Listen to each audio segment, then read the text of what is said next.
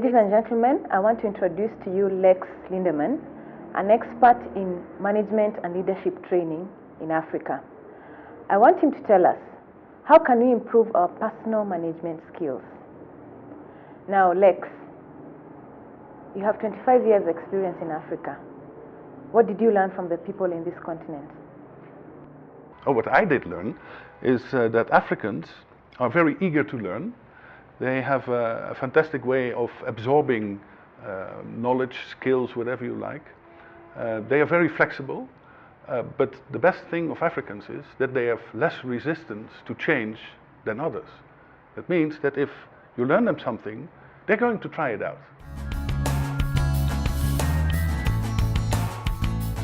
I will cascade down the information that I have learned to my team, especially when it comes to presentations. I think I used to do presentations all wrong, and the mind mapping bit. So that will go a long way for me and my team.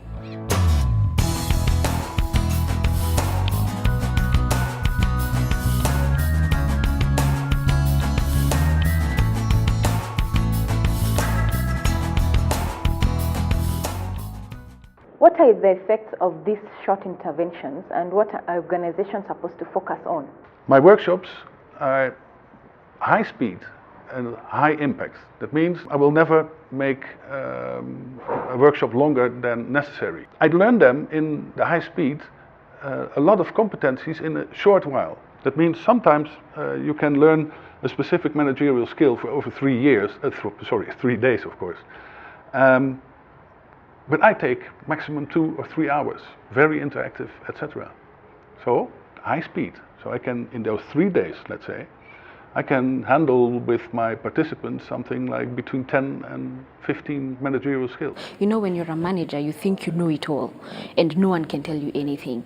So when you sit back and you're taught, and you get to learn, oh, I could have done this better, I could have done this better, so it is a plus, and every company should do it.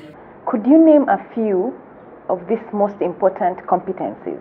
Yeah, the organizations I'm asked to work for always ask me to address particular competencies. The most common competency is, for instance, delegation, or taking up responsibilities, or speed of execution. And those skills, you can learn them in a very short while, but you have to allow them to experiment with it, of course. The lowest? Accommodating. Accommodating. Same. Avoiding. Avoiding? It's the lowest. That's the lowest. Look out for burnout. Huh? Competing is the lowest. Competing. Yeah. And what did I tell you before? You're a nice guy, remember? Don't you know very well? Lex, you talked about high speed. What about high impact? If you work with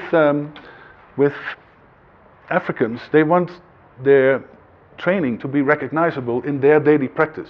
So if you learn them something theoretical and they come in their daily practice, how can they transform that theory into practice? What I do, for instance, I never use PowerPoint. I ask the participants, what kind of problems do you have in your work?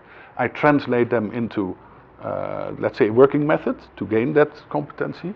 And once they have done that, they can do it. So high impact comes from their own examples.